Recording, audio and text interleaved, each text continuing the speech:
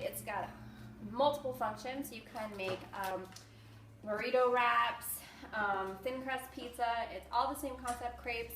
It's all the same concept, and you can make it with either the chocolate chip pancakes or you can make it with the regular pancakes, but it depends on which you'd like to make. Right now we're going to do I use them as both thin crust pizza shells, and I also use them as wraps for sandwiches or burritos, enchiladas, things like that. What we're going to do is we're going to take our pancake mix and just empty it into the shaker. All of these recipes are super fast and easy because I have my kids around, and I'm sure you do too, or other obligations, and it's just really fast and easy. So what we're going to do is we're going to empty a 1/4 cup of water into the shaker and about a 1/4 cup of egg beaters. You can also add a little bit more egg beaters if you need the protein, or you know, it just depends on what you want, or if you want to make a bigger pizza. You know, sometimes I'll add a little bit more. It will make it a little bit more eggy, but it's entirely up to you taste-wise. And let's shake it up. Give it a quick couple shakes. And we're done. Now, if you're going to do a crepe, you could leave the chocolate chips in. I tend to strain them out. I'll even just use my finger if it's just for me. And what I'll do is you just spray the pan with a little Pam, little olive oil, and then it's really, really, really super simple. Here we go. So this one, let's spray. Quick spray, not too much. Now this has to be done quickly so that you get the same consistency throughout the pan.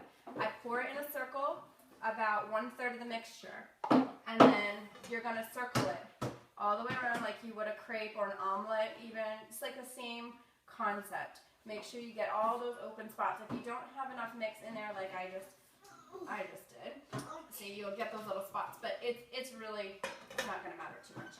So you leave it on there. And you're going to let it get a little bit brown. It takes just a few seconds for it to happen. I'm going to get my spatula. Where is my spatula? Probably in the dishwasher. So we're going to just use this.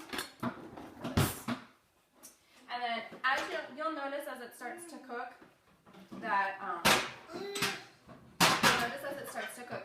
the sides are going to start to curl up a little bit. You're literally just going to help those along.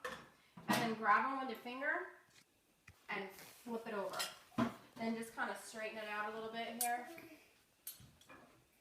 You'll see? It's nice and flat in there. I still have my holes, but if you're going to roll it, it's really not going to matter much anyway. It saves you a little bit of calories.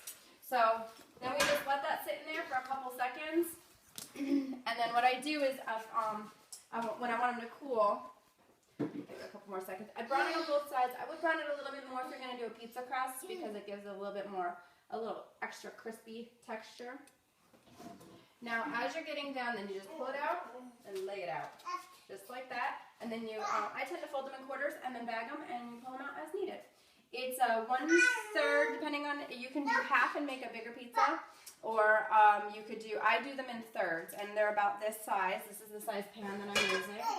And what you do is you can put your chicken in here with some shredded iceberg and a little spicy or chipotle ranch from Walden Farms. It makes a great meal. You're using one condiment, 1/3 of a meal replacement. So you need to alter accordingly. And then you'll get if you use like a cup of shredded iceberg, that's your one vegetable. So there you have it. This is all it is. And just make sure to strain the chocolate chips out at the bottom, or unless you want to make a crepe, you can go ahead and do that too. Stay tuned for other, I'll show you how to make the pizza and how to make the crepe and how to make the enchilada in my other video blogs. But for right now, this is the basis for it. Good luck.